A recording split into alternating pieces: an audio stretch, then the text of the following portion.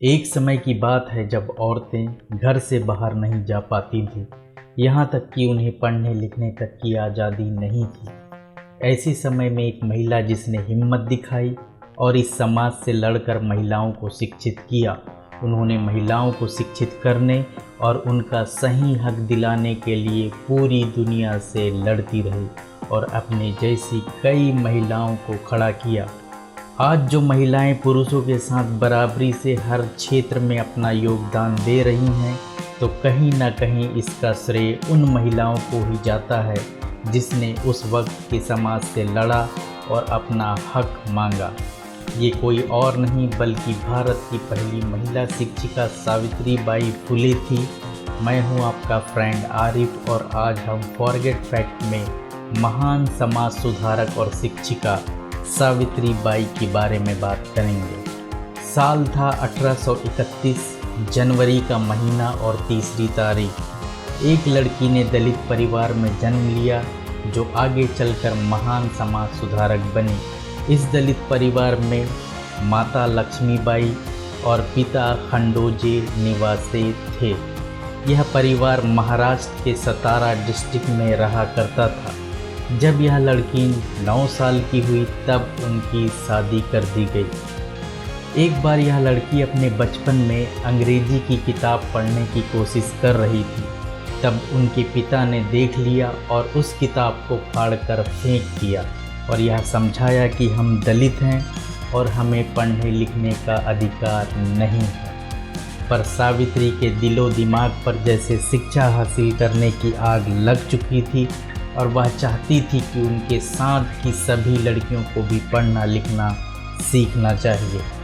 अब यह लड़की अपने दिलो दिमाग में शिक्षा की अलग जगह कर ससुराल पहुंच चुकी थी। सावित्री बाई की शादी जिस शख्स से हुई वह भी आगे चलकर महान समाज सुधारक हुए।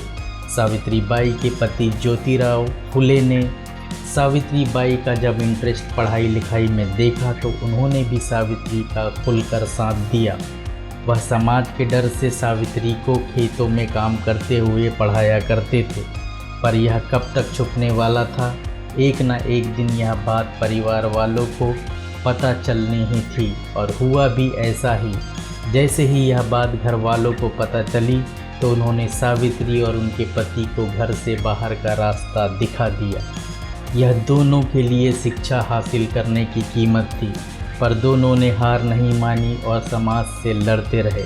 इनका जीवन संघर्ष हमें बहुत कुछ सिखाता है।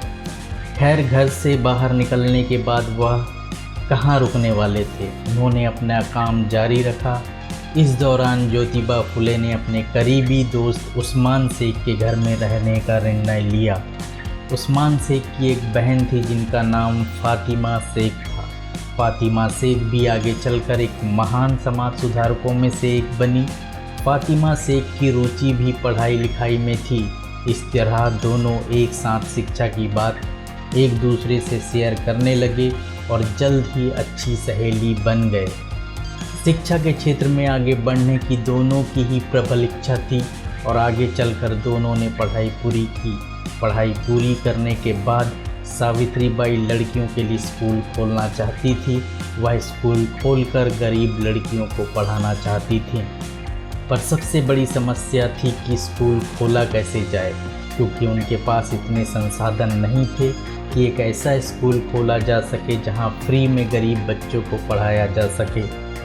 पर जब कोई बात नहीं बनी तो फातिमा शेख ने सावित्री बाई को स्कूल खोलने के लिए अपने घर में जगह दे दिया। इस तरह 1848 में पहला स्कूल खोला गया और 1851 आते आते 3 स्कूल और खोल दिए गए, जिसमें लगभग 150 लड़कियां पढ़ रही थीं। सावित्री बाई एक अलग ही मिशन पर निकल चुकी थी। इस मिशन में सावित्री बाई के पति और उनकी दोस्त फातिमा का पूरा सहयोग मिल रहा था।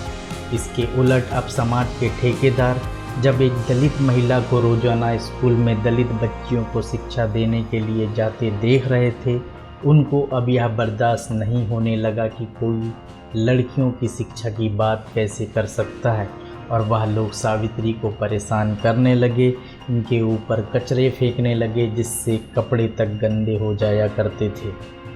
पर लोग भी कब तक यह करते, सावित्री तो जैसे अपने मिशन पर निकल चुकी थी।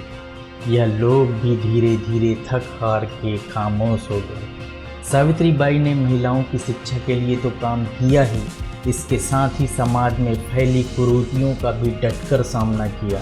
महिलाओं के साथ होने वाले अत्याचार, जैसे विधवा होने पर महिलाओं के बाल काट देना, उन्हें घर से अलग कर देना, बाल विवाह और छुआछूत जैसी कुरीतियों को मिटाने के लिए काम किया।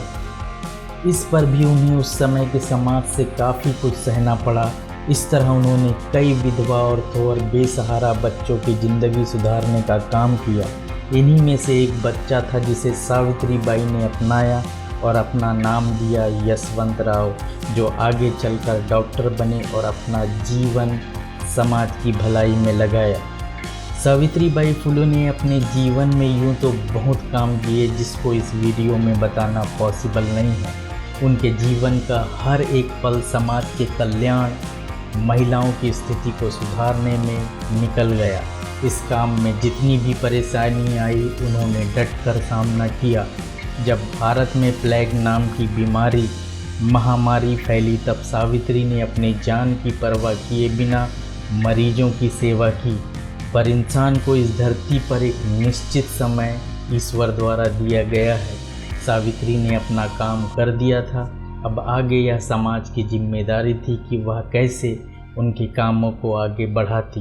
प्लेग से पीड़ित लोगों की सेवा करते करते सावित्री बाई भी इस बीमारी से पीड़ित हो गई और सन 1897 में इस बीमारी के कारण उन्हें इस दुनिया से जाना पड़ा। उन्होंने समाज के लिए रास्ते का निर्माण कर दिया, बस लोगों को उस पर चलना था। उनके कार्य हमेशा लोगों के दिलों में रहेंगे।